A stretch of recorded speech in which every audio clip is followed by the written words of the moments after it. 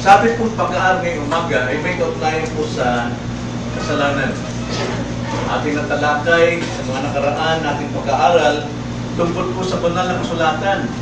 Talagang niloob ng Diyos ng kanyang salita, ang kanyang kalooban, ang kanyang plano ay maisulat nang sa ganon maunawaan natin kung ano yung plano niya sa atin, ano yung kalooban niya sa atin, at kung ano yung dapat nating gawin. At pumili siya ng mga tao na kanyang kinasihan ng Espiritu Santo upang huwag sila magkamali sa kanilang pagsulat. At dito, sa banal na kasulatan, dito natin nakikilala ang Diyos. Dito siya nagpapakilala sa atin ng lubusan na walang pagkukunan, sapat, hindi maaaring magkamali. At dahil sa Diyos na nakita natin siya isang Diyos na may tatlong persona, siya rin ang nagpahayag sa banal na kasulatan na siya ang nagtakda ng lahat ng bagay. Walang bagay sa mundong ito na aksidente. Lahat ito ay bunga ng lihim na kalooban ng Diyos na itinakda niya lahat na maaaring mangyari. At para mangyari yun, nilikha niya lahat ng bagay simula sa pinakamalaki hanggang sa pinakamaliit na hindi makita ng naked eye, kundi kailan daw gamitin pa ng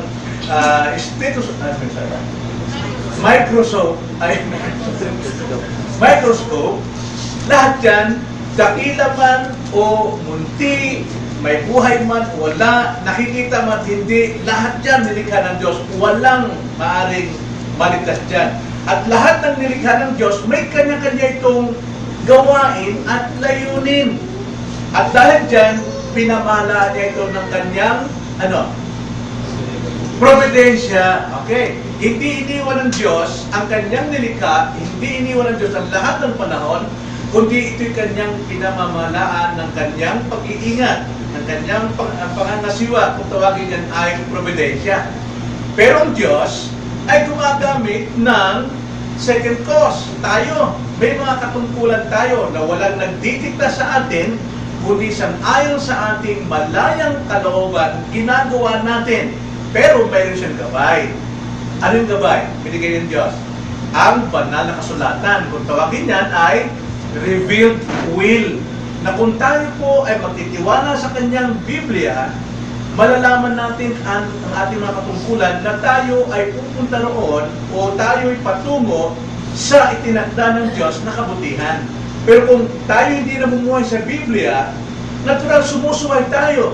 Inaani lamang natin ang bunga ng ating pagsuway. Kaya nakita natin, nakaraan, na sa providensya, sinundan na yon ang kasalanan ng tao. No?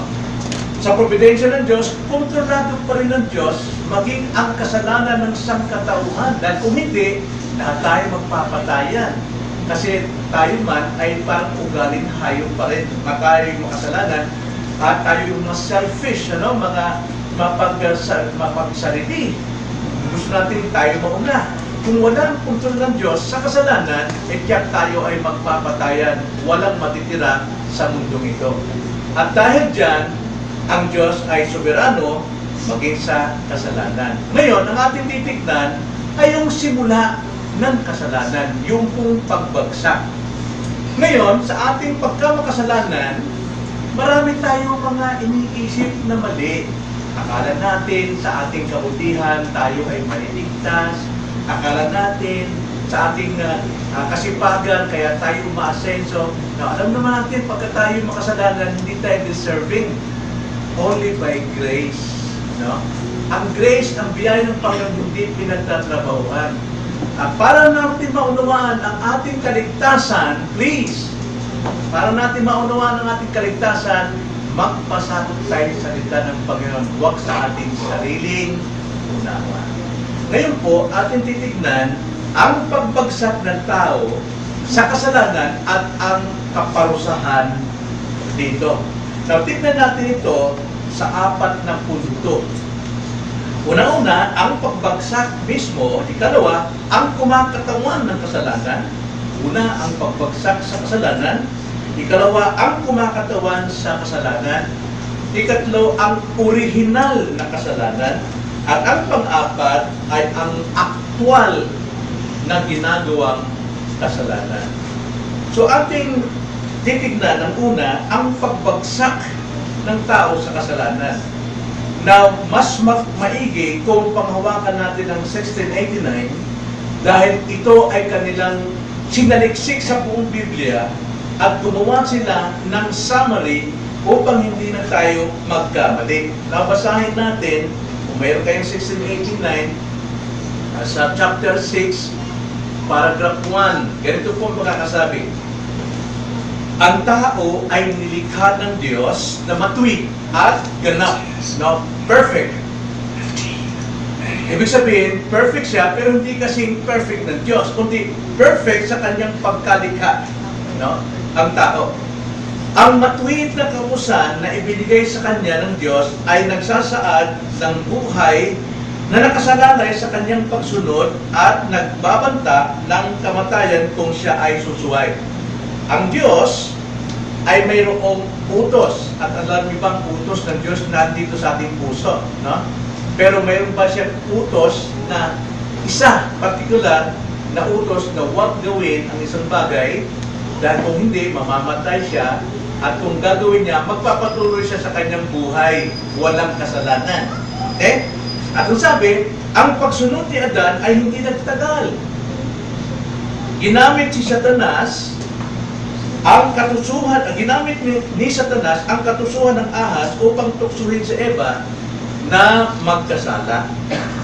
Kusang loob na sinuway ni Adan ang kausang nakasulat sa kanyang puso. At kanya rin kinain ang ipinagbabawal na bunga ng punong kahoy ng pagkakilala ng mabuti at masama. Pinahintulutan ng Diyos na maganap ang lahat na ito bilang katuparan ng kanyang matalino at banal na layunin. Pinahintulutan ng Diyos na mangyari yung pagbagsak ng tao sa kasalanan upang ang kanyang itinakda na hindi natin alam before the foundation of the world ay mangyari ang kanyang layunin.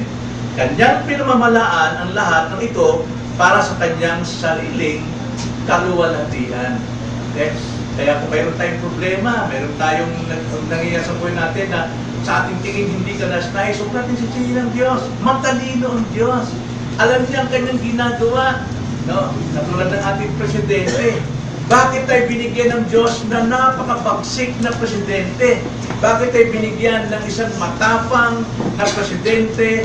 At para sa akin, no, siya isang nagmumura. Ano naman bakit? Itong kailangan ng bayang Pilipino. Matitigas ang ulo. No? Wala namang pagmamalaki, mayabang pa. Kaya sa makita ng kumakatawan nating presidente sa kanyang pagmumura, tayong lahat Pilipino ang napapahiya. Nalalaman natin na hindi pala tayo dapat magmalaki sa ating sarili. No? Lahat yan, kumakatawan ng ating bansa yan. So, ang Diyos dyan, matalino. Meron siyang ginagawa, magandang layunin para sa atin. Isang bagay lang talaga para tayo ibaba sa ating kasalanan. So ngayon, ito po ang layunin, ang pagbagsak. Bago lahat tayo may humingi ng tulong sa Panginoon, tayo manalangin. Panginoon, alam po ninyo na kami po ay walang batid at walang kaalaman sa inyong mga espiritual na salita. At ang mga salita ninyo ay spirito at hindi ito maunawaan sa aming makalaman na isipan. Kaya hinihiling namin ang iyong banal na espiritu sa aming kalagitnaan gaya ng iyong pangako na kung saan kami nagkatipon, ito'y tirahan ng iyong espiritu, bigyan mo kami ng unawa. Nang sa ganun makita namin maunawaan ang bagay na espiritual upang kami po'y magkaroon ng totoong pananampalatayang makapagliligtas. Ang aming dalangin sa pangalan ng Panginoon Jesus. Amen. Now, ang sabi rito sa ating binasa sa 1689, ang kalagayan po ng mundo, kalagayan ng tao ngayon, unang-una, tayo po'y nilikha ng Diyos na matuwid at ganap. Matuwid, ibig sabihin, wala pong kasalanan talaga. Tama ang buhay natin. Nagagawa natin ang mga bagay na banal nung una si Adan. No? At ganap. Ibig sabihin, wala pong kulang, walang kapintasan ang pagkakalikha ng Diyos sa tao. Hindi ko yung ganap na perfect na walang pagkakamali tulad ng Diyos. Kundi yung sinabing ganap dito, kumpleto ang tao. Magandang pagkakalikha ng Diyos. Ang sabi nga sa kanyang conclusion sa nilikha, na tinignan ng Diyos ang lahat ng kanyang nilikha, all things are good. No. Lahat ay maganda. At binigyan tayo ng matuwid na kautusan para sa buhay. Na yung kautusan na yon, nandito yon sa puso ng tao kay Adan. Pero meron pa rin siyang, ang Diyos ay nagbigay pa rin ng specific law na dapat iwasan nila. No? Ngayon, yung kautusan na yon, habang sinusunod, nanatili sila sa magandang buhay. Kaya nung una, masabi ko na ang tao namumuhay sa pagsunod sa utos ng Diyos para ma-maintain nila yung buhay nila, yung kanilang relationship with God, fellowship with God, na talagang intimate. Pero, alam natin, ang innocency ni Adan ay hindi nagtagal. Hindi ito lumipas ng century o taon, kundi sandali lang. Sandali lang yung kanilang pagka-ignorante. Yung kanilang short obedience nangyari dahil po kay Satan. Na alam natin kasaysayan, si Satanas ay, kung tawagin yan, the morning star, ano? Siya yung pinaka magandang nilikha ng Diyos na anghel, pero yumabang siya. Minsan mahirap maging maganda kasi mayabang, no? Yumabang siya, higit gusto niya ang trono niya higit pa sa Diyos. At dahil doon ibinagsak siya sa lupa. At pagbagsak sa lupa, naghiganti itong si Satanas na sa Diyos sa pamagitan ng pagsira ng kanyang mga nilikha, ang tao, no? Ginamit naman ni Satanas ang katusuhan ng ahas. Dahil yung ahas noon, ay talagang matalino yan. Yung ahas, ayon doon sa Genesis chapter 3. Matalino talagang ahas. Hindi ko alam kung ito ay nakatayo, naglalakad. Pero yung sa sumpa, ang sabi ng Diyos, ikaw ay matutulad, Satanas, matutulad ka sa ahas na gumagapang sa lupa at ang pagkain mo ay alabok. Doon pa lamang nakita na ang ahas ay gumagapang. Pero sa original creation, hindi ko alam kung ano itsura ng ahas na yon. Pero matalino siya. At si Eva hindi natakot sa ahas kasi di naman siya talaga masabi nakakatakot. At dahil dyan, ginamit ni Satan ang katalinuhan ng ahas para yung kanyang katusuhan ay sirain ang nilikha ng Diyos. At si Eva nga ay tinukso. No? Tinukso si Eva ng ahas. At nung matukso, si Eva naman ang nanukso kay Adan. Kaso lang, kay Adan, hindi siya na-deceive ni Satan. Hindi siya na-deceive ni Satan. Hindi siya na-dahil sa Satanas. Kundi siya ay free will. No? Free will. Yan po yung problema sa free will. No? Free will niyang sinuway ang Diyos. Kasi may kalayaan siya noon. Ngayon, nasaan yung free will ngayon ng magkasala? Nandiyan pa rin, pero alipin na ng kasalanan. Kaya ang sinasabi ng tao na free will, nasa gitna ng kasalanan. Dito lang nung kay Adan, wala pang kasalanan, mayroon siyang free will. Nasusunod niya ang Diyos, pwede rin siya gumawa ng pagsuway. Pero ngayon, ang tao, yung free will niya, alipin ng kasalanan, kaya hindi siya makagawa ng spiritual na bagay sa Diyos, kundi ang nagagawa niya lamang ay kalayaan sa kanyang kasalanan. Kaya kasalanan, yan ang nagtuturo, malaya ko.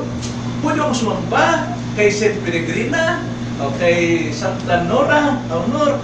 Sino man gusto kong sambahin, sa bato, sa papel. Yun po yung free will ng taong nasa ilan ng kasalanan. Pero noong free will ng ni Adan na wala pang kasalanan, ang Diyos talaga ang sinasamba. Ngayon, so likas ngayon dito, ang paglabag sa matuwid na batas at utos ng ating tagapaglikha na bukas ang ating mga mata. Okay? Bukas ang ating mga mata. So ano ang nilalaman noong pong temptation o kasalanan na nilabag ni Adan? Mamaya papaliwanag ko bakit si Adan at hindi si Eva. Okay? So, nakita natin yung bawal na prutas. Anong prutas yan? Sabi mansanas daw. No? Hindi po mansanas yun. Maring bayabas siguro. Wala pong sinabi ang Biblia kung anong prutas. Yan po ang kamalian ng taong nasa ilalim ng kasalanan, nagbibigay ng interpretation or meaning sa Biblia, hindi ayon sa context. Walang sinabi ang Bible na ito ay mansanas. So therefore, never give an assigned meaning sa mga bagay na spiritual. Magkakamali ka talaga. Kaya marami pong relihiyon kasi kanya-kanyang interpretasyon. No? Ngayon, ang scripture lamang dapat ang mag-interpret itself. Kaya hanapin natin kung ano yung problema sa scripture, hanapin natin sa ibang bahagi ng scripture. Yun lang tamang makapag-interpret. No?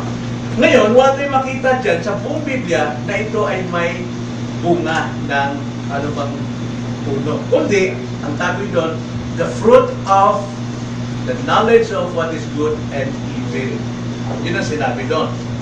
Now, ang nangyari dyan, si Satanas, ginamit niya yung katusuhan ng ahas upang paniwalain niya si Eva ng kanyang kasinungalingan.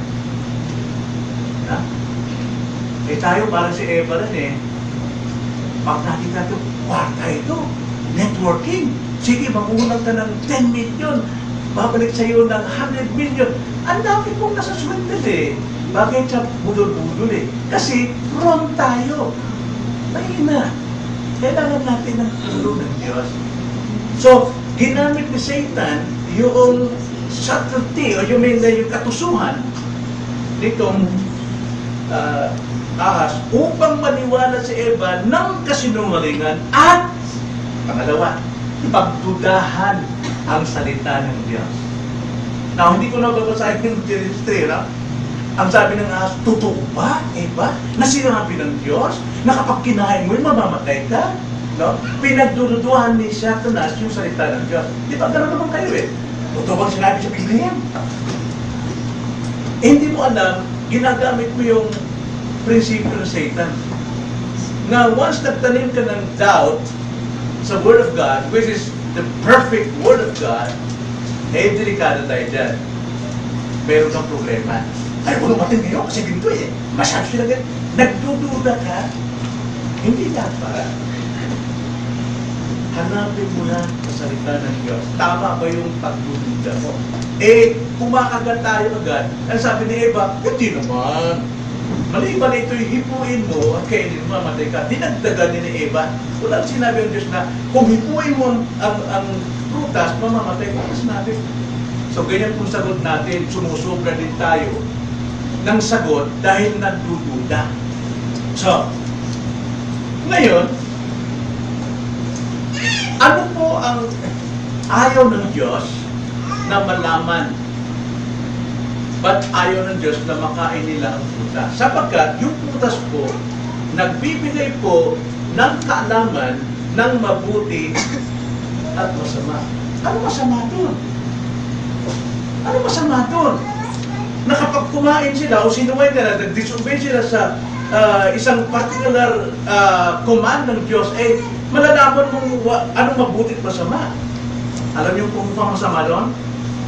Dahil sa iyong pagsuway, ikaw ay magkakaroon ng personal na kaalaman tungkol sa pait, painful ng kasamaan. Before, nung si Adan ay wala pang pagsuway, wala silang alam tungkol sa napakasakit na bunga ng kasamaan at kasalanan, kabulukan. Wala silang kaalaman. Pero dahil sila ay lumabag, nalaman nila yun. Nagdusa sila. Kaya na, nung mamulat sila, nakita nila huwag pala sila eh. Before, hindi nila nakita yung kahubaran nila. Kasi ang mind nila ay talagang banal. Walang mali siya. Hindi nila alam kung ano yung mali. Ang alam nila, lahat ng nilikha ng Diyos are wonderful. All things are good. Walang anumang kahit kamunting mali. Pero nung sila'y sumuhay, na-realize nila, naku, nakakaya naman. Samantalang dalawa lang naman sila doon. Nagkahiya na sila. Yun po yung mapait na karanasan kapag nalaman mo ang what is good and what is yun po yun. Kaya napakabigat. Kaya nagtakip sila ng igos, di ba? Nagtakip-takip sila ng dahon ng igos para pagtakpan. Pero sa biyaya ng Panginoon, sabi ng Panginoon, hindi kayo manatili ganyan. Ako mismo magbibigay sa inyo.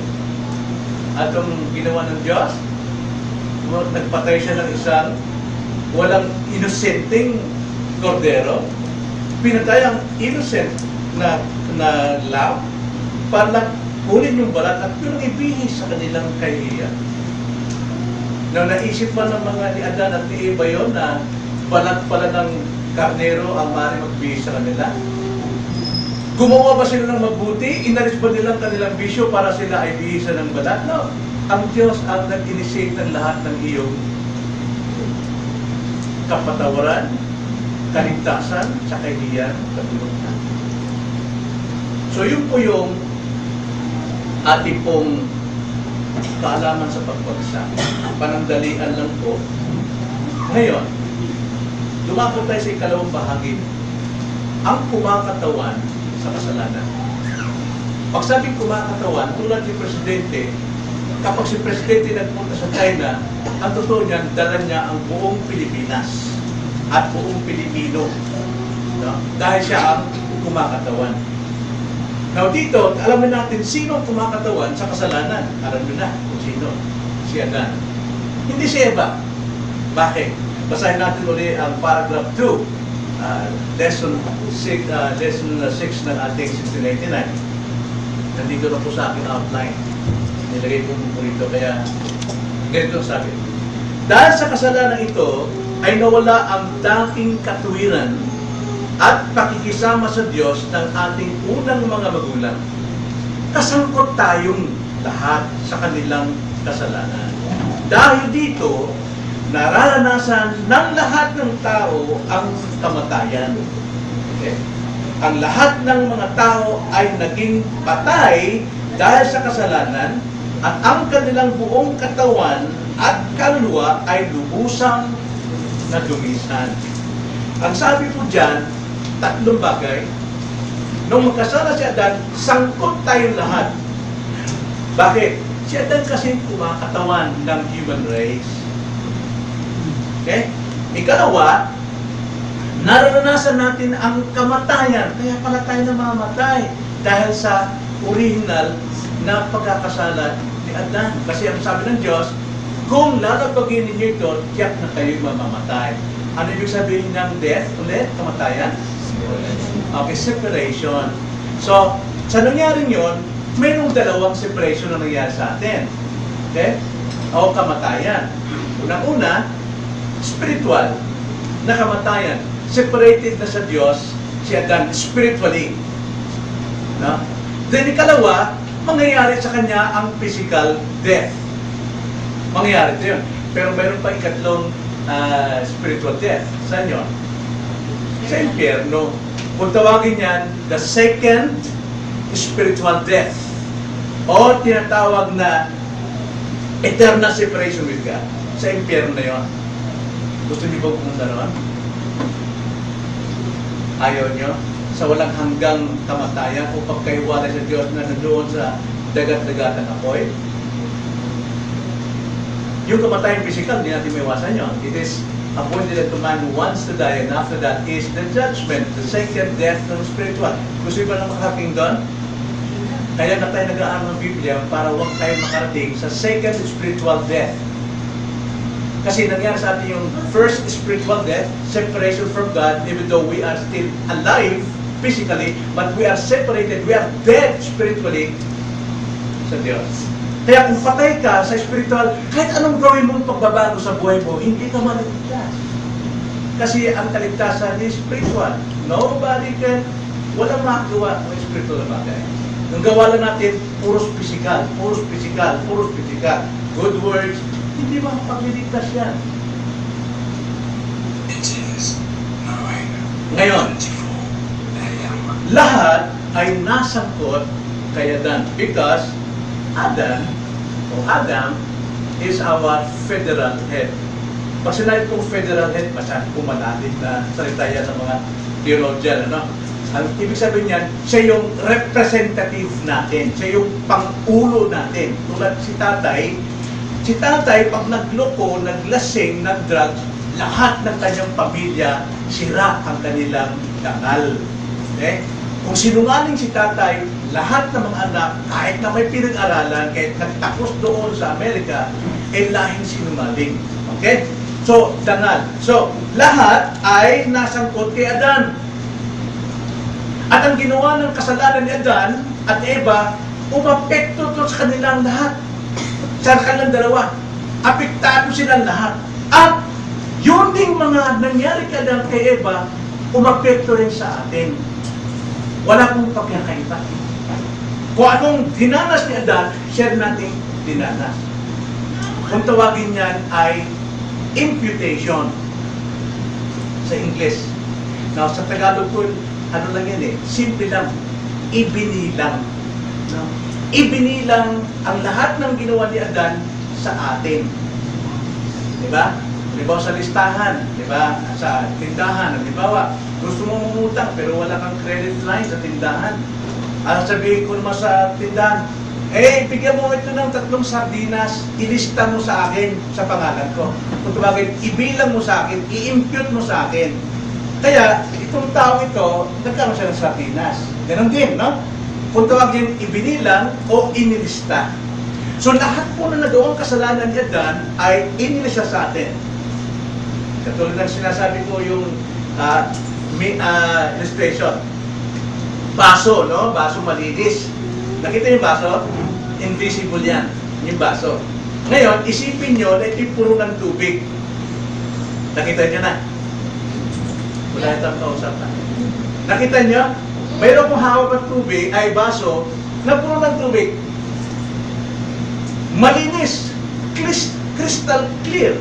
Okay. So, maganda yan. Malinis na malinis, no? Pero lagyan ko ng patak ko ng isang tinta. O di kaya, isang patak na lason. Lason. Sa palagay nyo, malinis na yung tubig na yan? Contaminated. Kung tinta yan, itim na yan. Kaya ibuhos pa niyan sa ibang baso, lahat ng tubig, puro itim. Ibuhos man yan, kung ano pa lason, lahat yung may lason. Ganon din tayo, itong ating tatay, si Adan, lahat ng ipinapanganak mula sa kanya, contaminated ng sin. Siya yung representative natin. Siya yung ulo natin. Hindi natin ibinuno si Adan. Pero, siya pa rin ang ating federal head. Siya pa rin yung ating kumakatawan. Hindi natin ito maiwasan. So, si Adan, ang siyang federal head natin sa sin, okay? Naniwala ba kayo doon? Na tayo po ay nagmana. Ibinilang sa atin ang kasalanan ni Adan. Kung naniniwala tayo dyan, bakit hindi tayo naniniwala pagdating sa kaligtasan gawa ni Kristo? Na ang tanging kaligtasan natin ay dapat yung ginawa ni Kristo, yung kanyang perfect obedience, ang kanyang righteousness, justification, ay ibibilang na din sa atin through faith. Bakit naghihirap ka na gumawa ng relihiyon? Bakit sinasabi mo kailangan baguhin mo ugali mo, alisin mo ang bisyo mo? Bakit kailangan lagi ka umatin sa pagsamba para ikay maligtas? Hindi yung makapagliligtas, right? Ano makapagliligtas? Yung righteousness ni Christ. Kung paano natin tinanggap, pinaniwalaan na tayo ay layo kay Adan, ganon din sa kaligtasan na dapat natin tanggapin at paniwalaan ng ginawa ni Kristo sa krus ang siya nating kaligtasan. Bakit ini-insist pa rin natin ng kaligtasan na sa ating sarili yan? Nasa desisyon ng tao yan. Mga kapatid, mamulat tayo dyan. Tinuturo ng Biblia na hindi ganyan ang iyong kaligtasan, hindi sa iyong gawa, hindi sa iyong pagiging mabuti, hindi sa iyong... Marami pong relihiyon ngayon, may mga gawa-gawa, mga manggagaway para maligtas sila. Hindi yan. tanging kamatayan ni Kristo at si Kristo lang ang kaligtasan natin. All we have to do is to believe.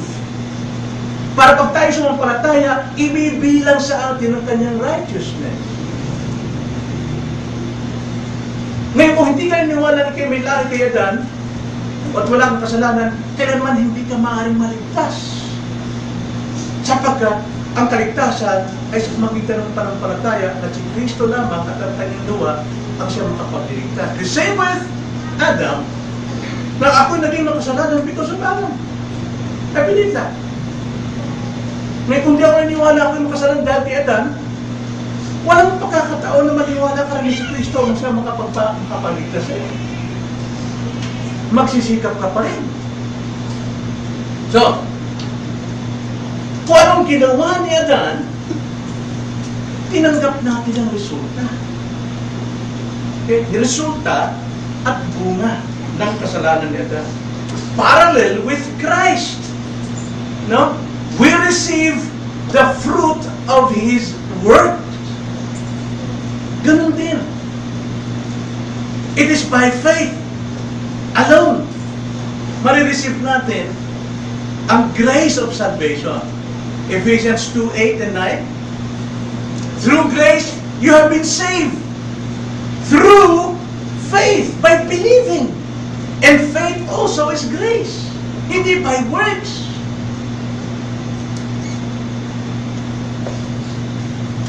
Yun yung sabi 1 Corinthians 15:22. Sapagkat kung paano kay Adan ang lahat ay namamatay, gayon din kay Kristo. Lahat ng sumasampalataya sa Kanya ay bubuhayin. Bubuhayin, mga kapatid. Ganun ba sinabi? Of course. Ganun nga ang sinabi. Tingnan natin sa English. For as in Adam, all die, so also in Christ, all will be made light. Wow! Yun po ang grace. Grace is unmerited favor. It is not by works. It is not by man's way. Kaya mayroon pong tatlo pong hindi magkahiwalay na resulta sa pagbagsak ng kasalanan.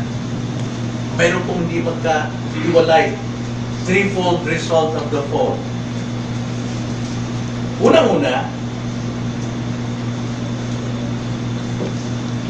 loss of communication with God.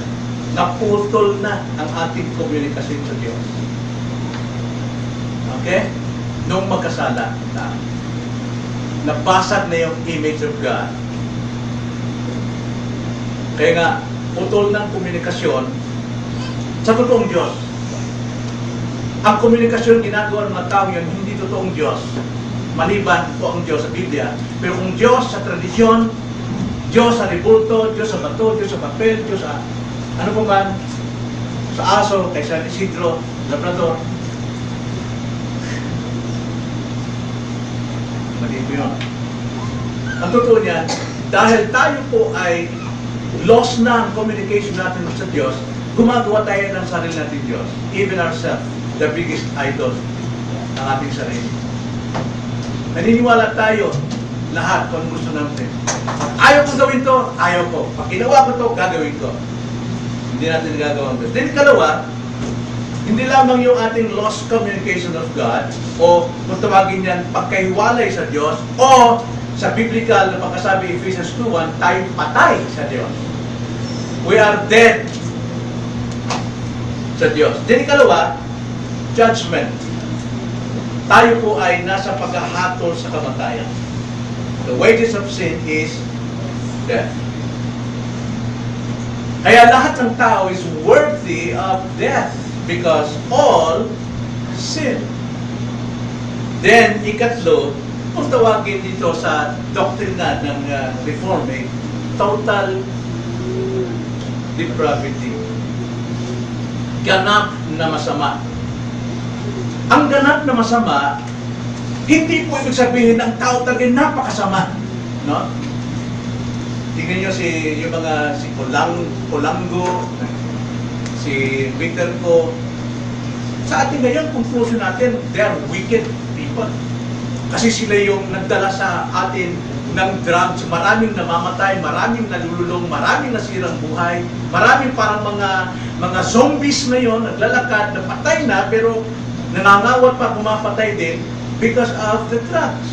Napaka-wicked nila. Pero alam nyo ba, ang bait din nila eh. Nakakagawa na sila ng mabuti.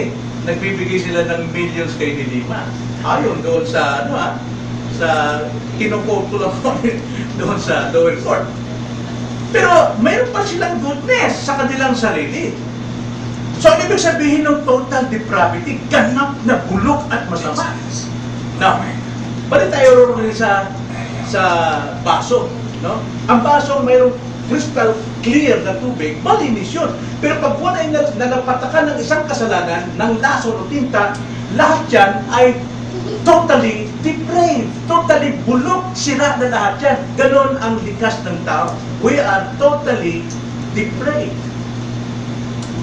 Pero not necessarily we are talagang wicked na pumapatay tayo, na lahat ng tao.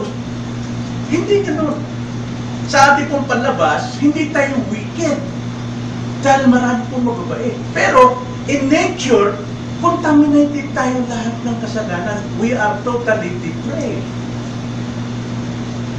At dahil dyan, wala tayong hope unless God works in us by His grace. So, ibig sabihin, kung tayo po contaminated ng sin, nabahiran ang buo nating bahagi, our soul, body, mind, and emotion. Contaminated with sin. Kaya minsan yung emotions natin, mali. Akala natin tama, basta sinabi ko tama. Mali. Hindi perfect. Hindi natin mo pwedeng panghawakan niya. Bakit po? Dahil ipinasa sa atin yung kasamaan, kasalanan ni Adan sa buhay natin. So yun po yung kumakatawan. Si Adan ang kumakatawan na hindi si Eva. Si Eva natukso, but si Adan ginawa niya ito free will, sadya. Sino sa inyo rito ang nagkakasala? Sabihin, hindi kasi tinukso ko niya niyaya lang kaibigan ko. No, actually, kahit ilang pang kaibigan mo, kahit millions pang kaibigan mo magkaisa na sumama ka sa amin, dumayog sa bangin. Kung ayaw mo, hindi ka talaga lulundag sa bangin. Right? Pero kung kahit walang nag-uutos sa'yo, kung gustuhin mo, makamatay ka, talagang nilundag ka. Nasa atin pong free will yun. Kaya ang kasalanan po, hindi natin pwedeng isisi sa iba. Kundi ang kasalanan, tayo yung nagkakasala. Kaya ano nangyari kay Adan? Sinisi niya si Eva. Si Eva, walang masisi, kundi yung ahas. Well, kaya pag kayo nahulog sa kasalanan, kayo napunta sa barkada, at isang araw mga kabataan, makikita na lang kayo sa damuhan, huwag kayong malisi dahil sa mga drug addicts. No. Sisihin yung sarili, bakit nandun kayo at that moment, at that time. Pagka-pogi ang malapit sa inyo, nagipag-entertain ka, hindi mo alam, re-raping ka na. O bakit hindi ka na lang umalis ka agad? Nagsusumigaw doon. Eh siyempre, nakasuhan ka naman ng ano. Hindi, pag nagkasala isang tao, walang dapat sisihin kundi kanyang sarili dahil siya ay isang makasalanan. Then, tingnan natin ang original, the original sin. Original sin. Napakahalaga po ito mga kapatid, sapagkat kung hindi natin alam ang kasaysayan ng pagbagsak ng tao at kahatulan, lagi tayong nag-iisip na, siguro ganito, baka, sinabi ko na ito siya, delikado tayo. Kailangan malaman natin ang totoo. Sabi nga ng Jesus Christ in John 8:31 to 32, doon sa mga Jews who believe, naniniwala sa Kanya. Pero sabi ni Christ, if you continue in my word, Truly, you are my disciples, and you shall know the truth, and the truth will set you free. So, hanggat hindi ninyo pinapakinggan ang aral na ito, mananatili kayo sa kamalian. Manatili kayong balat sibuyas, madaling magtampo, madaling mag-isip, madaling magduda. So, tingnan natin ang original sin. Paragraph 3 ng lesson 6, chapter 6 ng 16. Ito ang sabi, ang lahat ng tao ay nanggaling kina Adan at Eva. Sila ang kumakatawan sa buong sanlibutan. At dahil dito, ang lahat ng tao ay ibinilang sa kanilang sala. Diba? Invitation. Gayon din, mula sa kapanganakan, ang lahat ng tao ay may masamang likas, depraved, na galing sa unang mga magulang. Dahil dito, ang lahat ay sumasailalim sa kapuotan ng Diyos. We are under God's judgment. Mga alipin ng kasalanan, slave to sin, at mga nasa ilalim ng kapangyarihan ng kamatayan, under the power of sin. Ito rin ang dahilan ng pagdanas ng tao ng lahat ng uri ng kahirapan, espiritual at physical, ngayon at magpakailanman. Tanging ang Panginoong Jesucristo lamang ang makapagpapalaya sa tao mula sa lahat ng ito. Unang-una po, tingnan natin ang batayan ng original sin. Ang sabi po sa ating binasa, ito'y katutubong mana natin mula sa ating natural na pinanggalingan ng lahi. Sino? Si Adan. Bakit si Adan palagi ang nasisisi? Dahil siya yung literal head natin.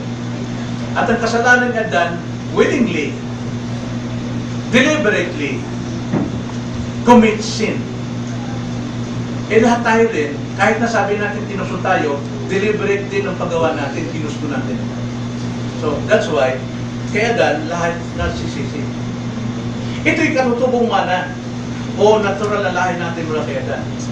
At ang lahat ng ito, itinakda ng Diyos. Kaya natin nabasa ka na sa paragraph 1. Before the foundation of the world, God decreed everything happened sa mundo.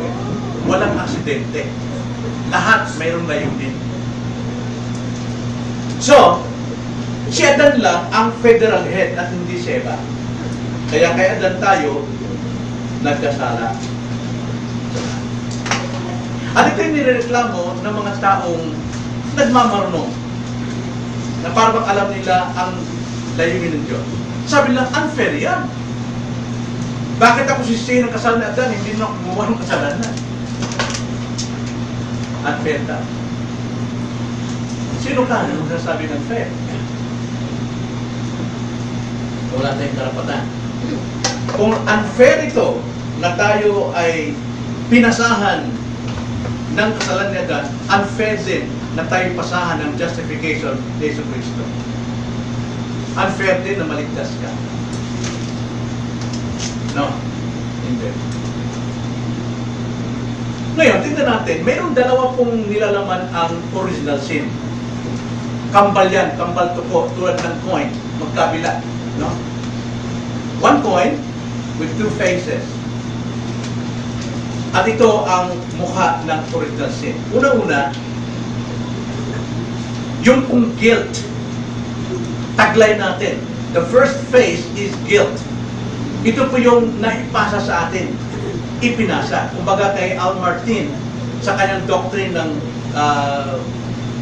total depravity, taglay natin ang bad record ni Adam.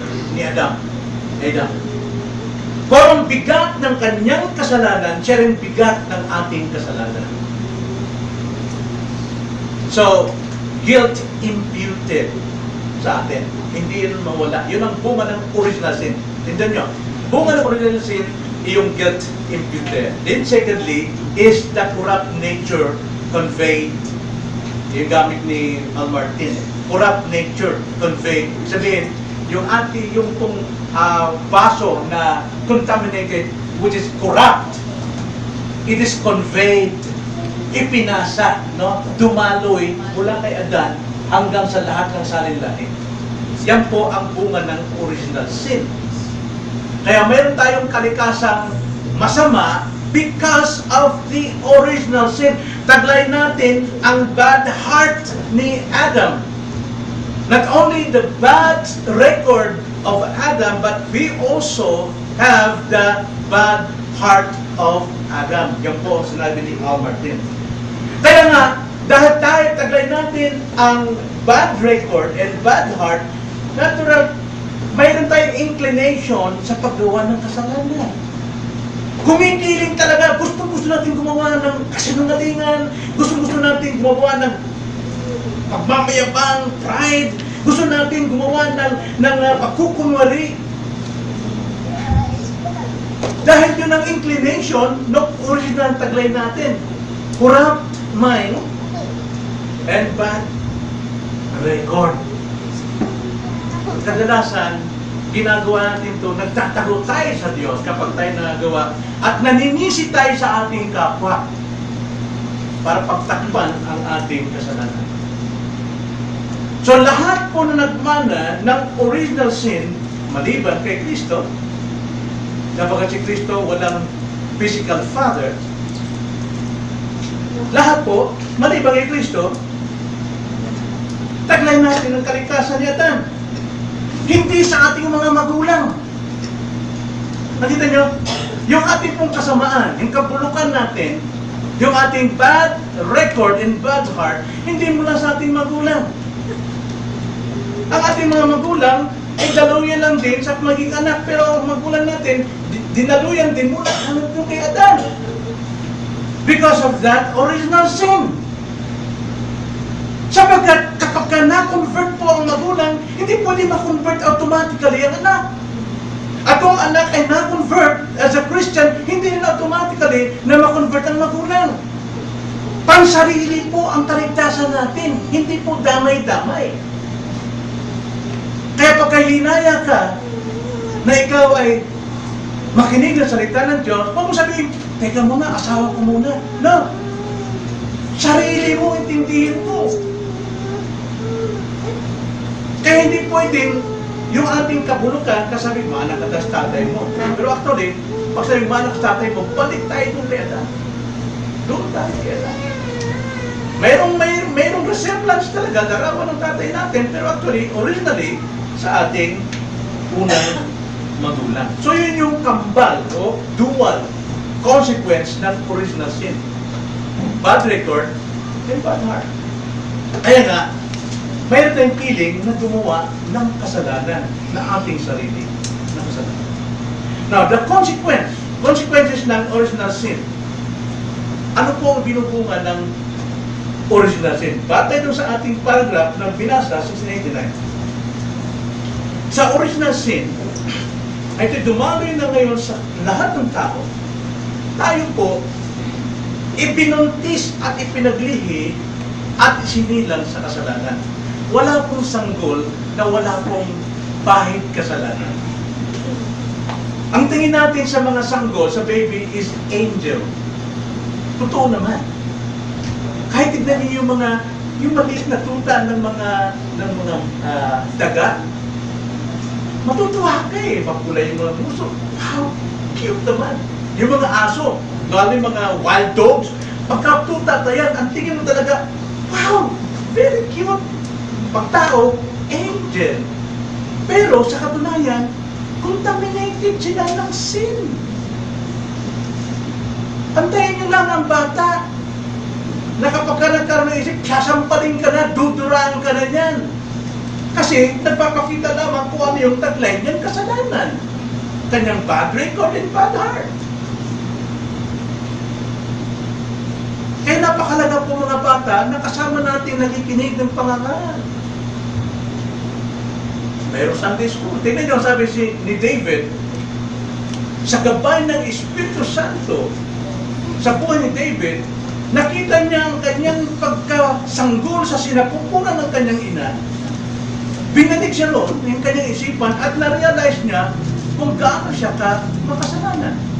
Psalms 51 verse 5. Ang sabi niya, behold, narito, ang sabi niya, I was brought forth in iniquity. Ako'y pinanganak sa kasamaan. And in sin, my mother conceived me. Ako'y binuntis ng aking ina dahil sa kasalanan. Yan po, kung tulad ni David, tumatanggap siya ng turo ng salita ng Diyos, turo ng Espiritu Santo, inaamin niya ang kasalanan. Kayo ba? Umaamin din ng kasalanan kapag kayo ay nasisisi. Pag hindi tayo maamin, because you have that bad heart and bad record. At ay uwak, nakagat ng karne yung uwak, sabi niya, wak, wak, paniwala pa rin eh, nagat-nagat na nga yung karne eh. Sino nakaw ng karne? Wak. Ganun tayo, minsan, di ba? Hindi na minsan. Kadalasan. At dahil dyan, na tayo binuntis na makasalanan, tayo yung mga children of wrath. Tayo yung mga anak ng kapuotan. Ephesians 2:3. Ang sabi rito, among them, we too all formerly lived in the lusts of our flesh, indulging the desires of the flesh and of the mind, and were by nature children of wrath, even as the rest. Yung pala yung gumagawa, no? Na nagpapalaya o ng kanyang gusto, ng kanyang laman, nagpapasasa ng kanyang kahiligan. Kaya sabi dyan, anak ng kapuotan. The children of wrath. At ang sabi pa ni Jesus Christ, you are the sons of your father, the devil. Not necessarily we are children of the devil, but we are follower of the devil. Kaya nga, pag tayo po'y follower, meaning to say, we are son of the devil. John 8:44. Ano bang gusto ng devil? Simple, because the devil is the father of all lies. Killer. At yun ang ginagawa natin. Kaya, tayo po'y alipin ng kasalanan. We are under sin, under the power and curse of sin. Kaya tayo ay mamamatay. Magdurusa ng lahat ng miseries. From our spiritual life, temporal, even eternal. Talagang tayo magdurusa because of sin. Now, ang freedom po of sin is only by Christ. Magiging Kristiyano ka lamang dahil kay Kristo, hindi sa yung, nalis ko na kasi yung nalis ko na yung bisyo ko eh. Nagbago na ako ngayon eh. Pumasok na ako sa born again eh. Ako'y nakisama na sa mga banal. Kaya ito, nawalan na akong banal. Gano'n. Hindi ka pwedeng mapatawad sa iyong kasalanan dahil nakisabi ka. Kung tawagin yan sa mga hayop, hunyango. Di ba? Ang hunyango, kung saan nakatikit, kamukha na rin siya. Pero in realidad, hunyango pa rin siya. Pangit pa rin. Gano'n din tayo. Hindi tayo pwedeng mahawaan ng kabanalan, pero madali tayong hawaan ng kasamaan. So, tanging si Jesus Christ lang ang makapagpapalaya. Tanging si Jesu Cristo lamang ang makapagliligtas sa atin. Kailangan lamang mabuksan ang ating puso, ang ating isipan, na hindi sa ating pamamaraan, hindi sa ating kabaitan, hindi sa ating reliyon, hindi sa ating paniniwala. Alisin lahat ng paniniwala niyan. Kundi pumapit na lamang kay Kristo. Sapagkat tunay na sabi ni Christ sa John 8:36, so if the Son makes you free, you will be free indeed. Kung talagang ikaw ay pinalaya ng anak, totoong tunay na ikaw'y malaya sa magitan ni Kristo. Huwag tayo magtiwala sa ating sarili. Mabait naman ako eh. Sumusunod ng Ten Commandments. The Ten Commandments cannot save you. But the Ten Commandments can teach you how to live righteously in the sight of God. But not to save you.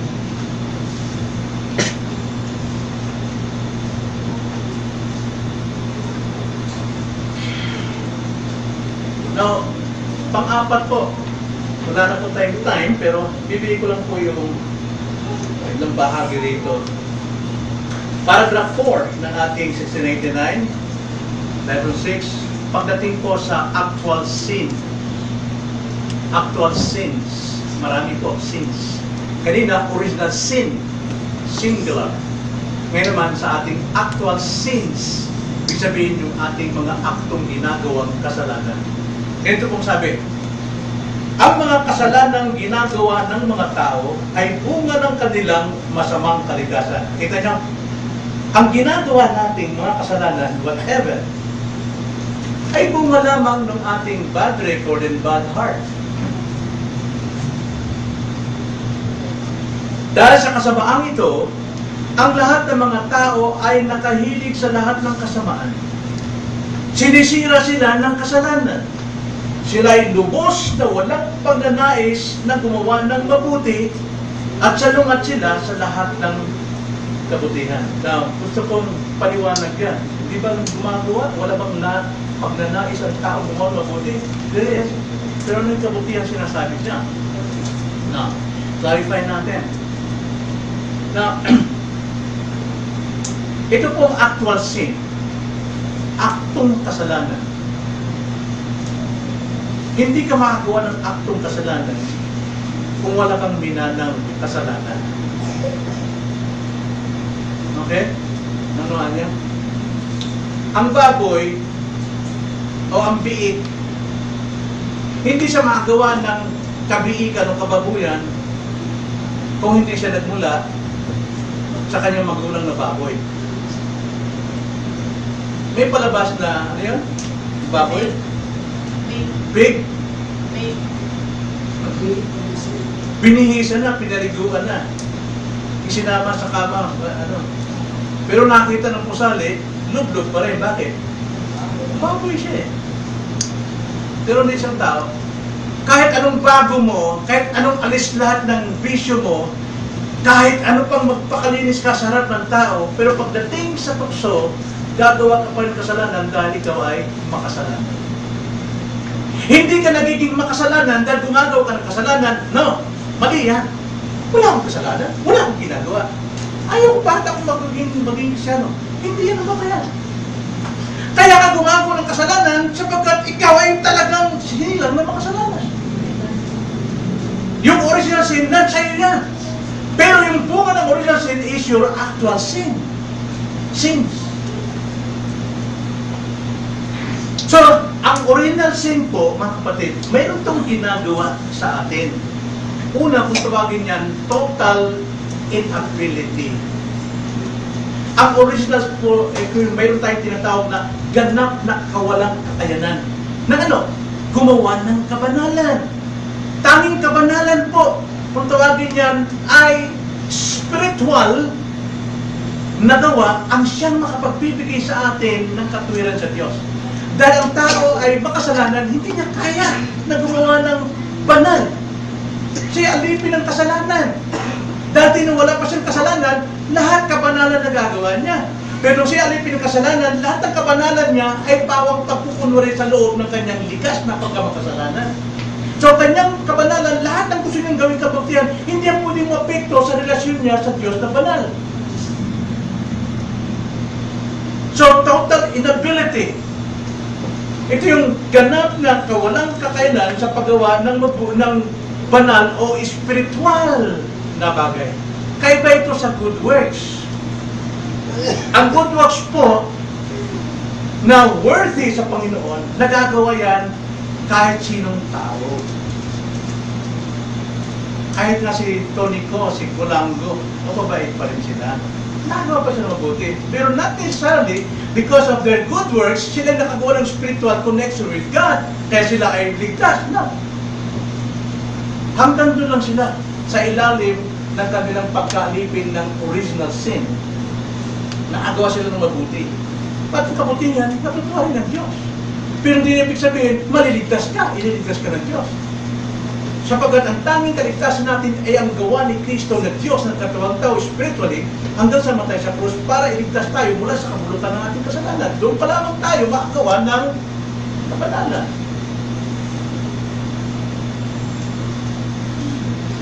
So, may mga maling pananaw sa total inability. Nasabi nila, kung ganon, ay napakasama talaga ng tao. Hindi po doon sa panlabas. Masama ang tao in nature. Totally depraved.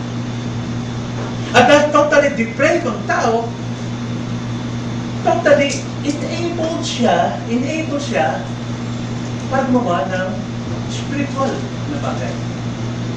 Incapable, I'm sorry. Wala siyang magagawa. Sapagkat lahat ng aspeto ng tao totally depraved. Ang kanyang kaluluwa, ang kanyang isipan, ang kanyang puso, ang kanyang damdamin ay nabahira ng kasalanan. Kita natin na. Kaya ang tao gumagawa ng kasalanan. At dahil ang tao originally may kasalanan, at ang natural sa kanya ay gumawa ng kasalanan. Right? Kaya ang tao hindi pwedeng paratangan na siya'y makasalanan dahil ginagawa niyang kasalanan. Hindi. Kundi ang tao ay paratangang siya'y gumagawa ng kasalanan dahil talagang siya'y totoong makasalanan. Pero sa atin, nasusukat natin ang kasamaan ng tao sa ginagawa ng kasalanan. Yung mga mayaman ngayon, mga drug lords, ang bubutin yan di ba? Tumutulong sa community, tumutulong sa barangay, nagpapatayo ng basketball hall. Ang sabi ng mga tao, wow, ang galing niya talaga. Pero sa kanyang likas, sa kanyang nature, totally depraved siya. Nasa under pala siya ng judgment ng God. Judgment. Kaya ang good works ng tao hindi ang mga pagliligtas, kundi yung kanyang kakayanang gumawa ng kabanalan. Malibang ang banal ang magligtas sa kanya, doon lamang siya makagawa ng good works o kabanalan na hinahanap ng Diyos sa mga tao. So hanggang doon lang muna tayo mga kapatid. Pagpatuloy natin ang actual sin. At dapat natin ma-realize ang ating actual sin, yan po magdadala sa atin sa impyerno. Yan po ang magdadala sa atin sa impyerno, actual sin. Sapagkat yan ay resulta lamang ng ating original. Tayo po manalangin. Panginoon, salamat po sa inyo pong mga salita. Tunay na mga salita na lamang makapagbibigay sa amin ng katotohanan. At ang katotohanan lamang siya makapagpapalaya sa aming mga maling